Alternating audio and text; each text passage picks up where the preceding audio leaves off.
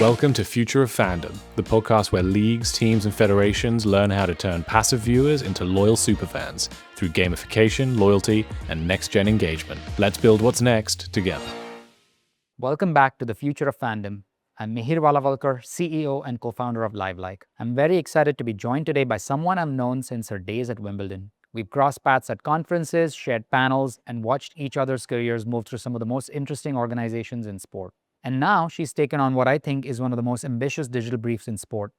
Alex Willis has just become the FA's first ever chief digital officer. The Football Association wrote the laws of the modern game and has governed English football for 160 years.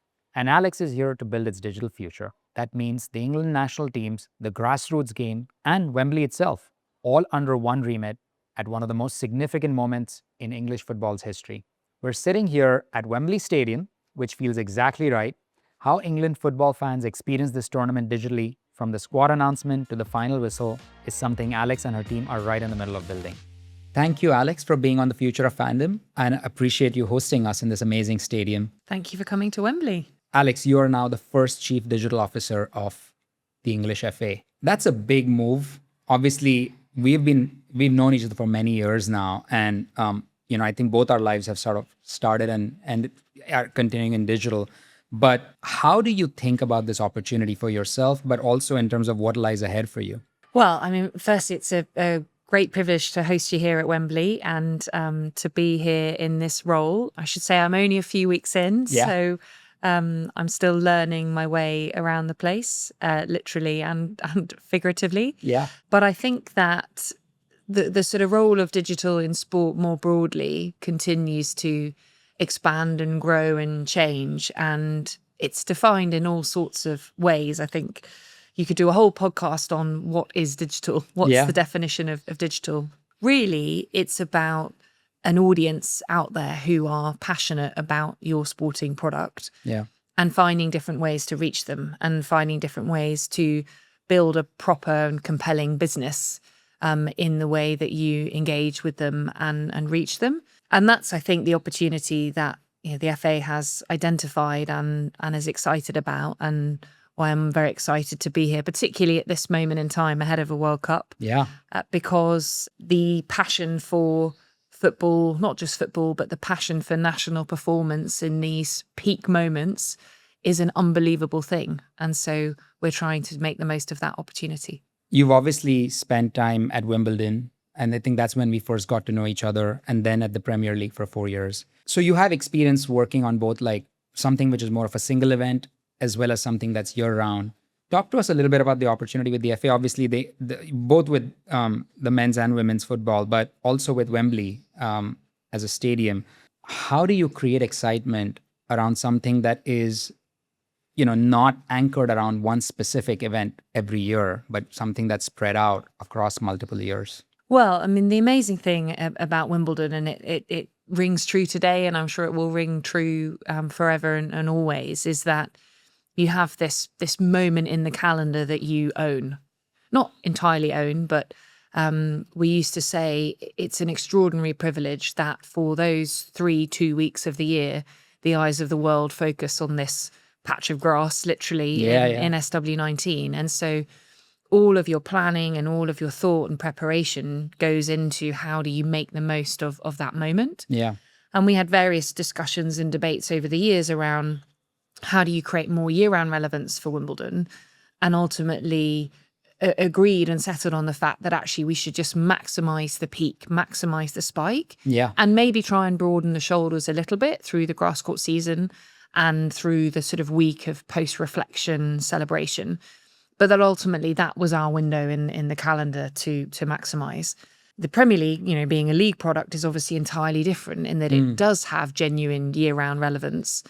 And actually our challenge was, how do you create more entry points within that year-round relevance, doing more with the kickoff of the season, doing more around the Christmas period, the festive fixtures, doing more through the run-in to the final day, and kind of taking over the internet in that final week of the season, which I think definitely happened this time around. Yeah, for sure. Arsenal obviously celebrating their victory and then leading into the events of the final day. the opportunity with the FA, given its scope across grassroots football, the national teams, the FA Cup, major events, and the national team performance, is almost a bit of a hybrid of those two things. Yeah. In that you have these amazing moments to anchor around where you punch above your weight because of the significance of those moments, and World Cups and Euros are those moments. The FA Cup finals are those moments. But you also have this ongoing, continuous story, which is what it means to be a football fan and what it means to play football and whatever your relationship with football might be. And so trying to work out the right mechanics, the right digital products, the right storytelling to service every kind of football fan through those different layers. And then you then add on having a venue and having a stadium and everything that comes with Wembley and what Wembley stands for as an iconic sport and entertainment venue is just, there's so much to consider and think about and try and work out how we bring to life for fans. I mean, I've definitely visited Wembley a few times, and I think it's always been for a different event. My first time actually was for a NFL game over a decade ago, I think, and then was here for the Champions League final. Obviously, the squad selection was a big moment for you guys, or the announcement rather. I think if I'm not wrong, the app was #1 on the App Store in the UK. So talking about punching above the weight in a way during those moments. But, the World Cup's imminent. I think 2022 was huge. If I'm not wrong, I think there were 51 million viewers in the UK. So obviously it's a big moment again. How are you looking at measuring success for yourself, for the organization? I'm not talking about necessarily on the field per se, but from your day-to-day perspective. Well, I mean, I think all of us have one of those where were you when type stories where your relationship with some form of national team, it doesn't have to be football, obviously in this case it's football, because the fever takes over, that sort of pride of participation. It's why the Olympics is still one of the most extraordinary sporting spectacles there is, in my opinion. And for me, I vividly remember watching the England men's football team, playing Shearer and Sheringham when they beat Holland 4-0. Like that's the first proper memory that I have. Yeah. And it was a very different world then. It was a moment that sort of spread across traditional media, and it was brought to us through primarily television. Yeah. Today, there are all of these different vehicles to bring information to fans and to an audience. And so one of the downsides of that is that you get hyper fragmentation. You get sort of everyone putting their own perspective on it, which is amazing. You get much broader reach, but you don't necessarily get that sort of centralization around what it means to be a fan and that feeling of, I was there when this happened. Interesting, yeah. And so we have the opportunity to support the national team in creating an unbelievable feeling of community and backing and support for the team as they go out to the US for this World Cup. And so we've tried to think about how we create a product that provides that home, that destination, to as an England fan, to support the team. That is where you go. You feel closest to it. You feel that you are in the camp with the team. You've got the latest sort of goings on from a content perspective. You've got benefits and access to feel that you're participating in their build up. Yeah. And so the squad announcement was one of those moments that we felt we could bring together for the fan, rather than it be something that's just distributed and out there. But how could you feel part of it? Yeah. And so working with your team, conceived of this idea of a game that launched 2 weeks before the squad announcement, deliberately saying it's coming. Yeah. Get excited, participate in it, be part of it. That ran for 2 weeks, working with various creators to make their selections and make their picks through great work from our marketing teams, and trying to sort of bleed into the general narrative and media conversation. And then on the day itself, then bringing different content mechanics and different aspects, whether it was through a live show, whether it was through a beautifully crafted collaboration with the Beatles, again, from the work of the marketing and content teams, to create a lovely wrapper around that whole thing. In like marketing speak, you would say a 360 through the line campaign was ultimately what we tried to deliver. but for the first time having this digital product and this home at the heart of it. Yeah. And so now as we move into the World Cup, how does that home evolve and change as the team leave and arrive in camp, as they begin their preparations, as they then start their warm-up matches, as they then go into the tournament itself. And you've got this feeling of it being your companion in your pocket that you're reaching for all the time and guiding you through England's World Cup experience. So there's a lot of content planning being planned around pre-warm-ups or pre-matches and stuff like that. A lot of content, but also if you can come up with a better word, I'd be grateful. But this idea of utility, it being not just a content experience, because there are many content experiences out there, but a tool to help you feel closer, to help you feel that you are participating and you are part of this amazing experience. And so again, working with your team, we have various different mini games in the works. We have other benefits and feeling like you are able to access what is going on around the England team. And so you're trying to bring together the best of sport, which is the emotion through the storytelling, but also the utility and the feeling that you are on top of the latest information. You feel that you've got the right tools to bring you closer than ever. How much did the team or the players have to be bought into this? Or were they all excited about it? Because I guess they must have remembered their own time as a fan watching on television as well. Yes, I mean, we, through the great work of our content team and the appreciation from the technical teams on the men's and the women's side, they appreciate the value of creating this community around the team's performance and this community of support. Yeah. It is absolutely about support and creating a really compelling and positive atmosphere. And so being sensible with time with the players, but trying to maximize it and lean into it has been the point of principle. And I think that the ways that we do that and help the players feel that they're participating in it, the content team created some lovely graphical treatments to celebrate each player's origin story. Cool. You might have seen some of these across social media. You can also find them in the England app. And that is, again, all about having a joined up story, but also being able to appeal to the player's individual story and individual connection. I realised I didn't touch on the app being number one in the App Store. Yeah. That's a really significant thing. It's a massive thing. Yeah. When you think about the challenges of discovery and that we all are sort of picky about space on our phones, to be able to create that feeling of momentum in how the app was sort of went from 0 to 100 over a period of a few weeks, and then particularly over that final day. We'll see where we get to through the course of the World Cup. But everyone was very proud to get to that top spot. I don't think people appreciate how hard it is to be there. I mean, I think if I'm not wrong, if I had seen the image correctly, OpenAI was third or ChatGPT was the third on the day.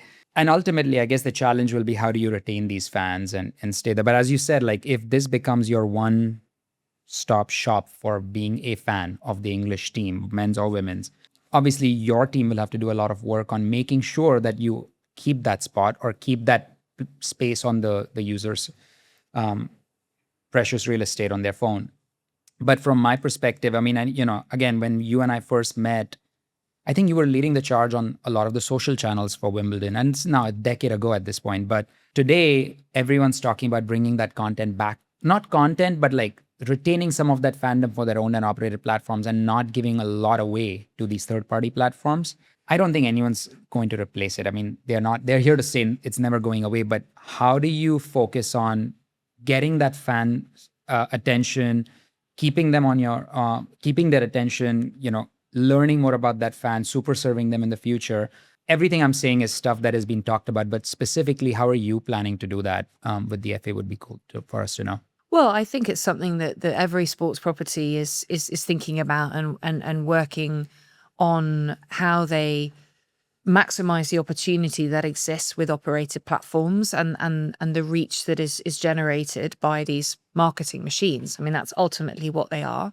And sports properties over the last decade plus, I'm a lot grayer now than when we first met in the Wimbledon days, have benefited from that reach. And a lot of the Sponsorship models are based on the reach that you essentially buy into when you associate with a sports property. But at the same time, as you say, we don't own the customer relationship. Now, that doesn't mean that when you build an app or you build an OTT product or you build D2C offerings that you own the customer either. I think we never really own the customer. Correct. But the point is that you're trying to develop your own personal relationship with them where they feel that you, as whoever you are, occupy a meaningful role in somebody's life. Yeah. And it comes back, not to repeat the point, but it comes back again to this relationship between the emotion, the passion that sport has, that consumer brands, would love to have. Yeah. But also being able to provide genuine meaning and genuine benefit and genuine use. And so the properties that do this best manage to combine those two things. They have wonderful storytelling housed in a beautiful experience that is simple to use and provides genuine benefit in your life. Many properties do that today through things like ticketing or e-commerce. And I think the big question for all of us is there a role for a sort of D2C content-based platform that is content and utility? And so how do we move from a world where we've only used the social platforms for our reach to still using them and maximizing them as promotional vehicles, top of discovery platforms, top of the funnel, to bring people in? Because the other thing that is happening is the entry points into a sports property are so much more varied than they used to be. Yeah. You think about football, especially in the US, the sort of the growth market, as it were. It's not just falling in love with a player. It's Ted Lasso and it's Wrexham and it's celebrities. It's the Taylor Swift approach. It's all of these different things. So you have to be present in the operated platforms. But I think being much more deliberate and focused in how you then try to convert people into wanting to spend more time with you and giving them a really meaningful, useful vehicle to spend more time with you. And I presume, you referenced this before, but like initiatives like the squad selector or the live blog or this emotional content, origin stories, those are the means towards that goal. Yes, I think it's a sort of combination of franchises, content series that people fall in love with and want to engage with in a sort of repeat behavior way, to, again, kind of functional utility. I used to talk a lot about an app The Economist developed called Espresso. Oh, interesting. Okay. And it's essentially a daily briefing, but in a really lovely user experience where you go in every day and it's like, okay, here are the top 5 things that I feel like I should know about. Yeah. And it makes me feel like I know what I'm talking about. Yeah. And they've been able to build a business out of that. What the equivalent is for sport, I don't know, but it's these types of practices and considerations that we need to dig into. I should check this out. I haven't checked out the Espresso app. Okay, so shifting focus a little bit because your job demands it. You're building a strategy around the English football team, around the World Cup, but then the Wembley Stadium is also a big part of your remit. Now there, it's slightly different, right? It's year-round events, concerts, different sports. How does your strategy shift? And is it going to be in the same app experience or is it going to be a different experience? So this is where it's still really early days, and that there's a lot of discovery work to do and things to understand. But there is a population of people that come to Wembley that we could provide a better experience for. Yeah. And if you look at some of what the US stadiums do really, really well, whether it's additional interactivity within the stadium, whether it's making your ability to get in and out easier, whether it's your ability to access all the services and benefits that are on offer in the stadium and make that much easier and better for you, whether it's actually a sort of always on engagement platform where you feel like you are able to relive the best bits of your visit. A mutual friend of ours has a platform he developed called Memento, which was all about celebrating the fact that you were there and you saw Taylor Swift, or you were there and you saw, he's an Arsenal fan, you were there and you saw Arsenal win the Premier League or whatever it might be. So how do we have the ability to play in that space and enhance the physical fans experience, but also create more lifetime benefit and emotion for them as well?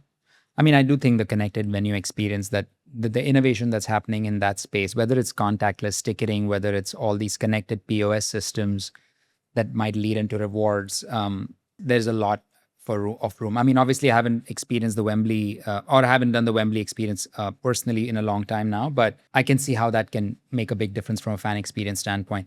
But speaking about the digital part of it, how much overlap? I mean, you might have the data or you might be working towards a target. How much overlap do you think there is between the English football fan, and someone who's going to the Wembley Stadium? Because a lot of people may never set foot into the Wembley Stadium. Do you try to connect the dots between those two fan bases? Yes, I think we absolutely have to, but also, to your point, acknowledge and provide a service for those people who are never going to come, not just here, but never going to be able to come and watch any game England play in real life.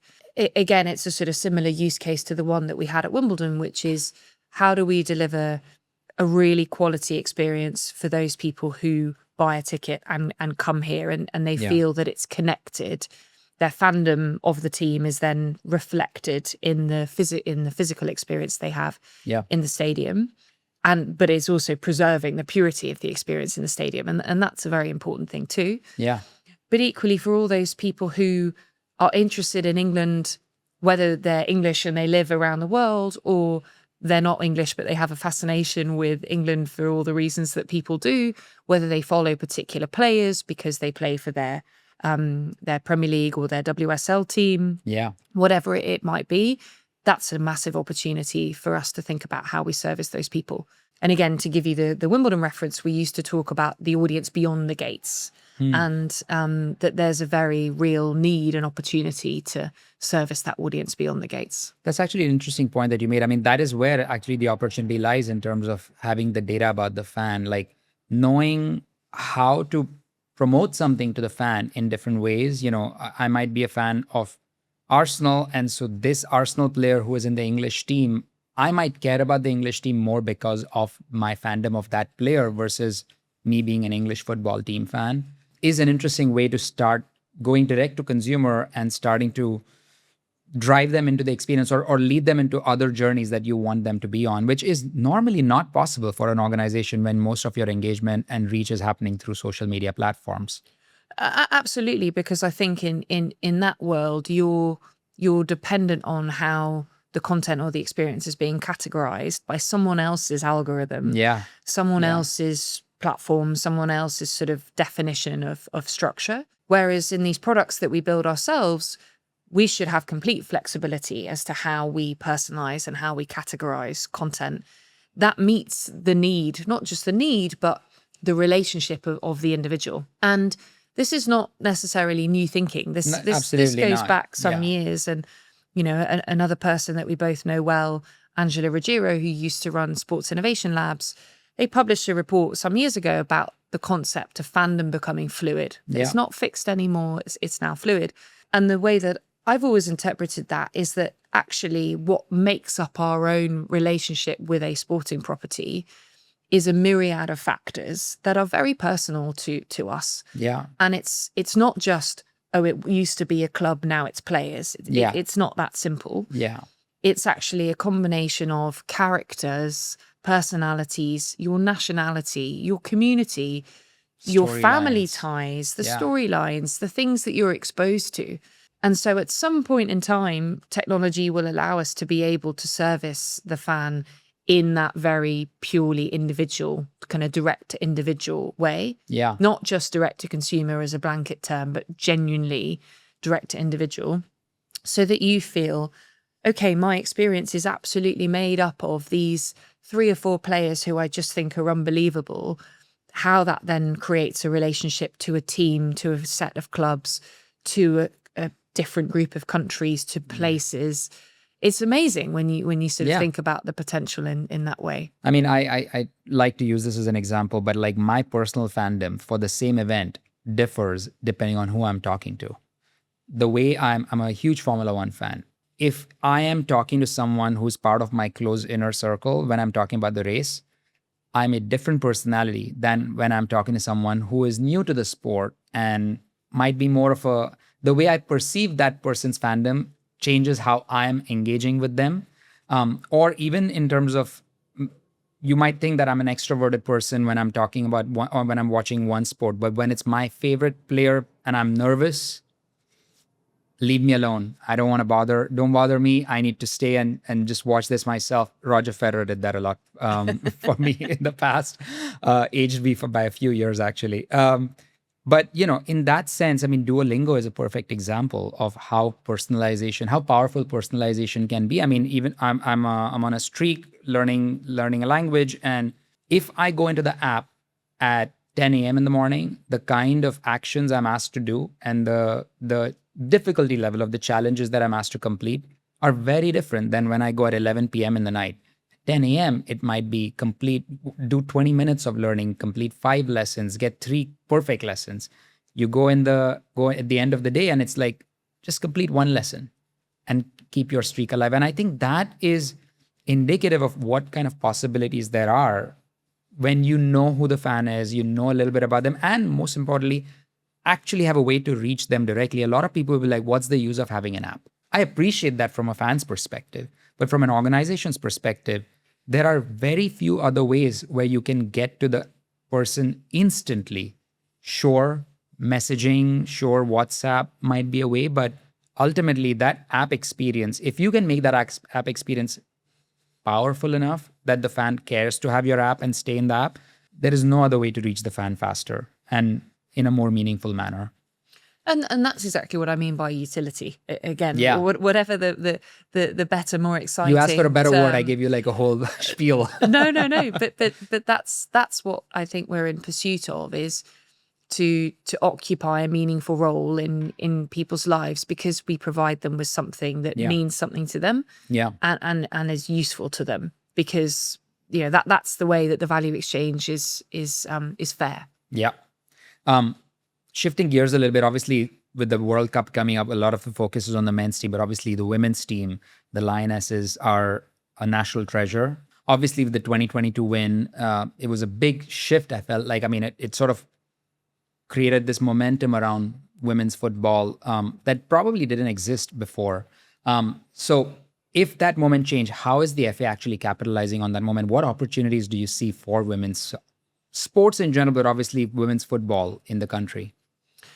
I mean, various people have stated that women's football is the fastest growing sort of form of sport in the world at the moment, and the momentum that's then generating in turn for women's sport is amazing. It was interesting, working in tennis, I think we took for granted the benefit of having an equal platform for the men's and women's form of the game, and what that then means for your audience.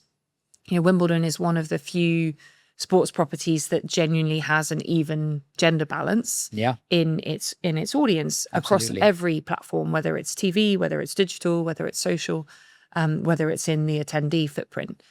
And there is no doubt that is the best commercial outcome then for a sports property, because you are meeting the needs of the whole population, whereas many men's sports continue to be, more dominated by male audiences. And so it's really important that women's sport thrives and grows and reaches the potential that it should. But it is going to take time. And one of the things that I think everyone is working on and considering is that the needs of that audience are potentially different. Yeah. But it's hard to explain exactly how, and different doesn't mean better or worse. It just means different. And so various announcements, I'm sure your listening audience will have seen, about Brighton developing a fit-for-purpose stadium for the women's football team. Actually, I have not heard of this. Maybe you can tell us a little bit more. Well, so I don't know more than what I've read, but the Brighton leadership and the team there felt very strongly that they needed to build a standalone experience for the women's football team. Interesting. That was made for fans of the women's football team, as opposed to housing them in their main stadium. Yeah. Other clubs have taken a different decision. Arsenal, for example, host all of their women's matches at the Emirates Stadium. And sell out quite a bit. And they've done an unbelievable job. So again, one size doesn't fit all. Every entity has to make its own decision. But there is no doubt that women's football deserves focus and deserves thought to work out what is the best way to accelerate that growth and that momentum that exists. And so when you think about things from our perspective, from a digital perspective, with what we are creating, having an equal platform for the men's and women's teams and the youth teams and the para teams within this England app, and how we then leverage the FA Cup content. How can we work with the football leagues to bring to life their content in this environment is absolutely fundamental. And how that then extends through to whatever we can do in grassroots football, so that it is continually being positioned as anyone anywhere can play football, and we have a service and an offering for you to engage as a fan, engage as a player, engage as part of the ecosystem. Are you finding the leagues willing to play ball in terms of sharing content to create this sort of home of football fandom in a way? I hope so. I mean, it's early days, but you can see, back to our earlier conversation about fandom being made up of all of these different components, you can see how it would be additive. And again, if everyone tries to go it alone and create their own destination that's a walled garden, we just end up kind of making fragmentation worse. Whereas actually, if we can find a way to make our ecosystems connected in the right way, and that we're driving conversion. We used to say in my time at the Premier League, and I'm sure those there would continue to say the same thing, that the role of the Premier League is to work collaboratively with the clubs and support fans to move from Premier League to club environment. And so there's potential for that to exist across the whole football ecosystem for sure. In terms of the opportunities for women's football, like, where do you think is the biggest focus area? I mean, obviously, I would imagine the answer is all of the above, but like, there's broadcast rights, there's sponsorship, there's commercial deals, there's digital engagement. What do you think is the lowest hanging fruit? I mean, I think we have to understand more about the fan behavior and the fan needs and wants to properly answer that question. Yeah. Because you can't apply necessarily the same logic and say, well, properties have gone after a reach play and therefore that's going to be right for women's football if the audience isn't necessarily there yet. Yeah. And I think there's amazing momentum, there's huge potential, but that also needs to be managed alongside expectation. And we need to work through that. So it has to start with the fan, and it has to start with understanding where are the right places to meet them, where are the right places to grow, where are the things that we're not currently doing that we should be doing. And, what's amazing about the Lionesses, what's amazing about what's happened in so many women's sports is the way the stories of these players have sort of caught imagination and caught attention, and the way that the players have leaned into telling those stories. And that's something we certainly need and want to continue to maximize. Do you have a outlook towards where you find these fans, like, for women's sports specifically, women's football specifically? Which platforms do you think you'd go to? It could be Reddit. It could be, because Reddit, usually people say a lot versus, Instagram, TikTok. I think they're just consuming content. You may not know much. Do you have a sense for where you'd find the women's football fans? I mean, I think it's everywhere that we are today, because come up with a bad example. If you could go to look at Serena Williams' following. Yeah. Her husband's invested in a women's football team. Chelsea, yeah. And there is absolutely no doubt that lots of people who are interested in Serena and what she has done as an icon in women's sport, why wouldn't they take an interest in any form of women's sport that they are, collectively working in as a family? So it's not that there's this sort of magic pool of people that aren't currently engaging anywhere. It's more about finding the right vehicle to bring them in and encouraging them to keep coming back. Yeah. I think that's, to your point about Duolingo, Yeah. That's the behavior that we're all striving for, is someone who's going to keep coming back. I mean, speaking of dueling, it's perfect segue into the world of AI and personalization. You know, I'm very passionate about this topic. We have invested a lot of our time and effort into the Genie, which is our AI orchestration tool. Where do you see the biggest opportunities for AI, specifically as it concerns to your role now at the FA? And also, where do you think it's more hype than reality?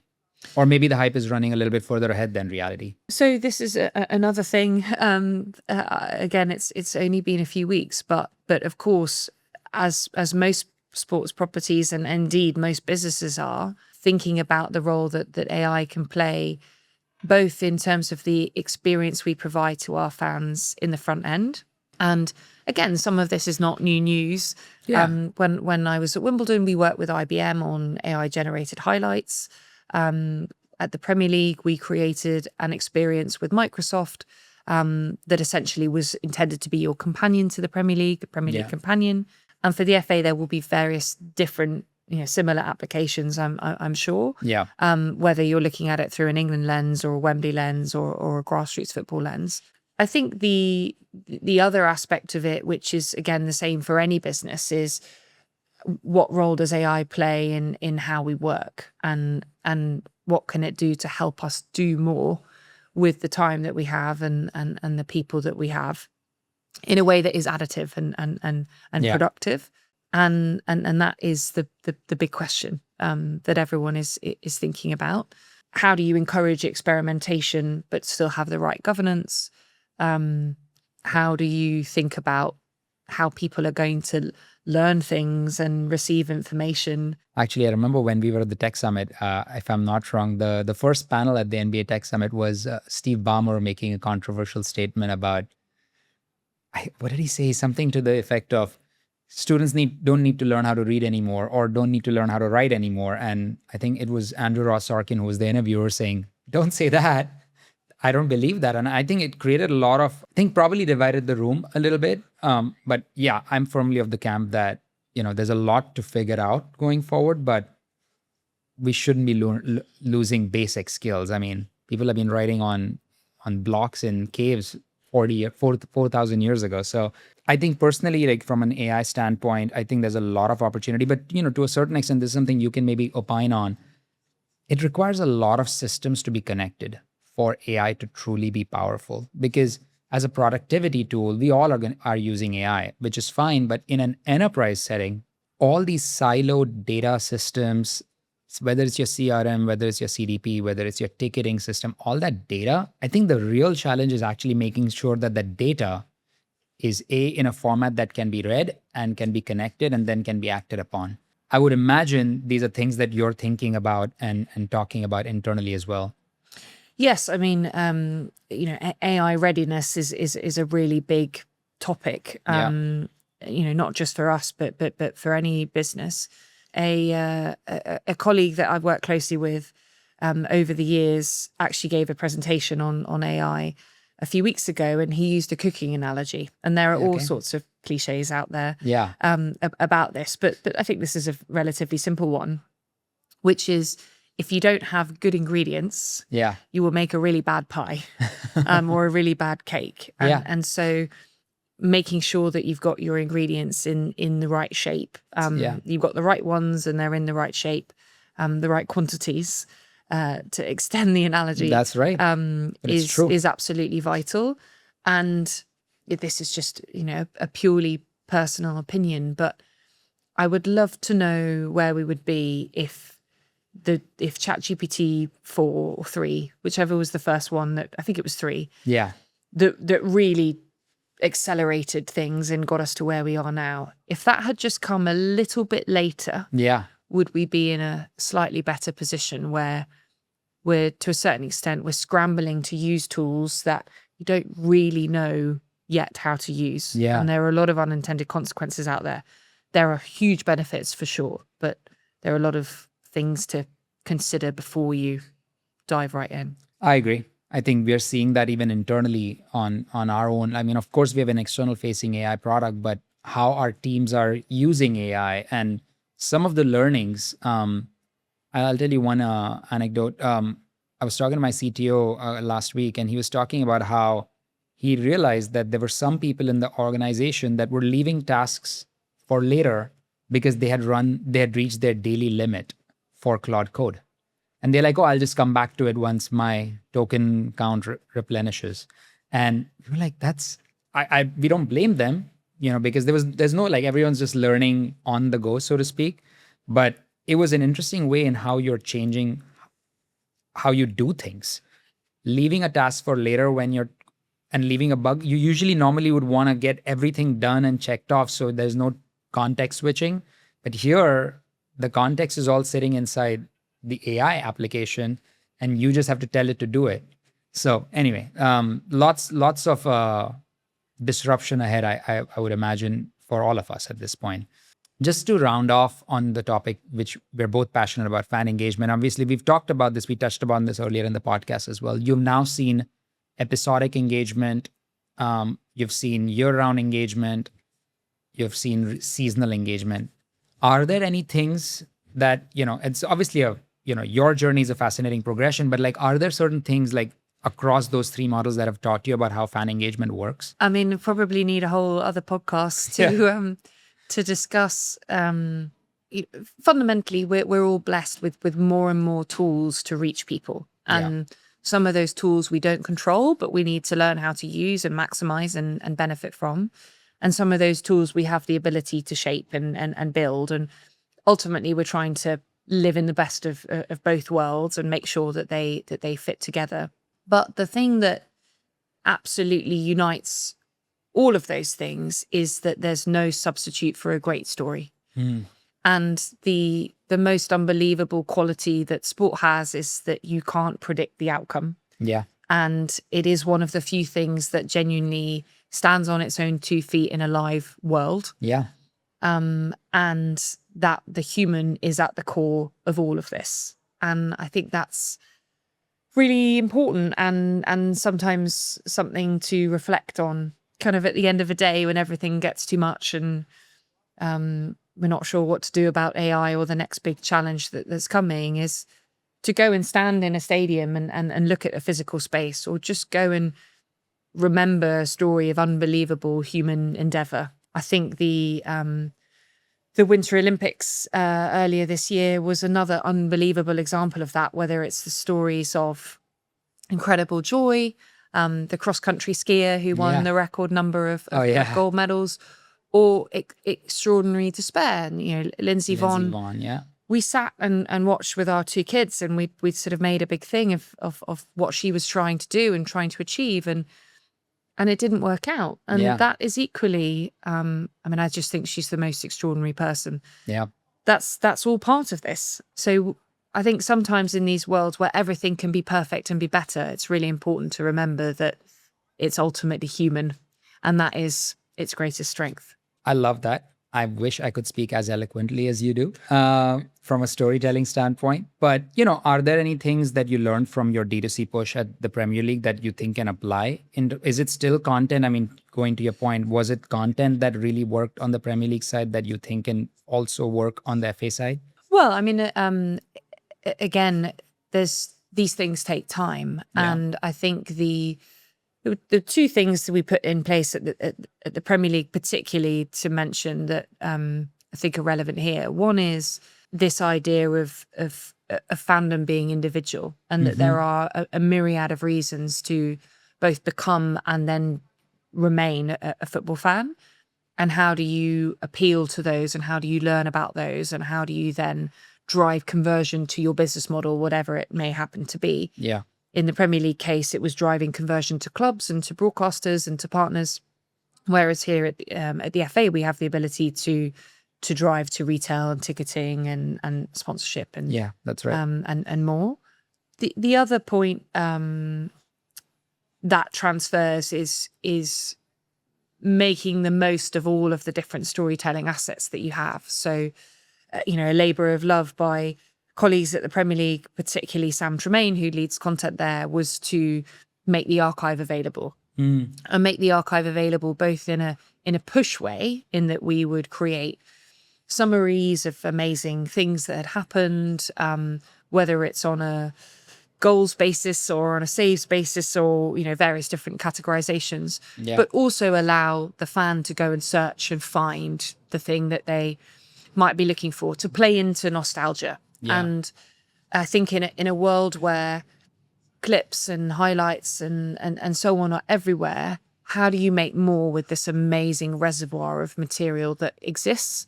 Programming, archive, highlights, moments, player stories. There's so much. There is. And again, it's about trying to articulate or find the right way to put the right story in front of the right person at the right moment in time. That's awesome.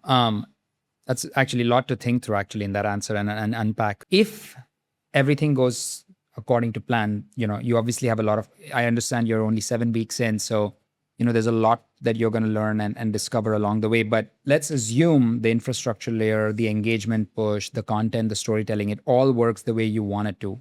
How does that change English football for fans over the next decade? I mean, it definitely won't work exactly the way we want it to begin with. And I think that's an important point, that this is also about learning and learning about what we should be providing. I think it's very easy to sort of sit here and say, well, this is what the fan needs. And you don't really know until you've tried.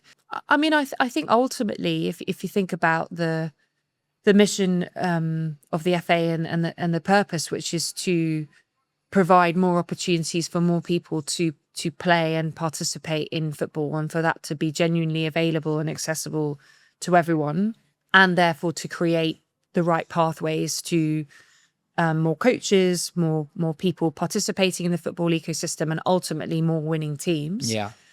Then it's really harnessing the audience opportunity that exists, and whatever prism you exist in, whether it's a fan of the national teams, whether it's clubs, whether it's players, whether it's playing, whether it's coaching, whether it's managing, whether it's being an administrator, a volunteer, that we have understood that about you and been able to provide the right service, the right vehicle, the right platform to both inspire you, but also give you that way in, that route.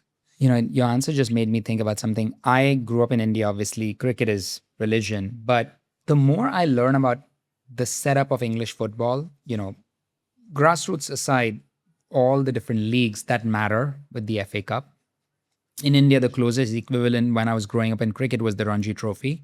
I don't think there's ever been a setup that I can think of where there is this amazing pathway from grassroots to all these lower divisions, all the way up to the Premier League and the English team. And you have this unique opportunity across that value chain of football. I haven't even thought about it that way before, but thinking about what's not there in India with cricket and how it's all just top heavy. English football is different. It's not just top heavy. There is a lot that goes all the way up. And I think that, the FA is uniquely positioned to take advantage of that. That's an opportunity to capitalize on. Absolutely. I mean, it's both an amazing strength and also an important challenge to manage. But if we can find the right ways to bridge the opportunity from grassroots to the professional game. Because again, that comes back to people and individuals. You sort of, maybe some people do, but you don't necessarily put one hat on and say, okay, today I'm going to be a fan, tomorrow I'm going to go and play. You are that person. And as the world around us becomes more complicated, we become more complicated as individuals. So our challenge is to understand our potential audience and work out what to deliver for them. And one point I didn't make that is really important is that we then need to put our commercial model at the heart of that audience understanding. Absolutely. So that we are generating sustainable investment to continue to deliver, on behalf of the sport. That's a great way to end the podcast. Thank you for being with us. Thank you for having me. And being so generous with your time. It's been wonderful. Thanks for listening to Future of Fandom. We hope you enjoyed the episode. Subscribe wherever you get your podcasts and follow LiveLike on LinkedIn for more conversations with the people shaping what's next in the world of sports and media. Until next time, keep building for fans, not just users.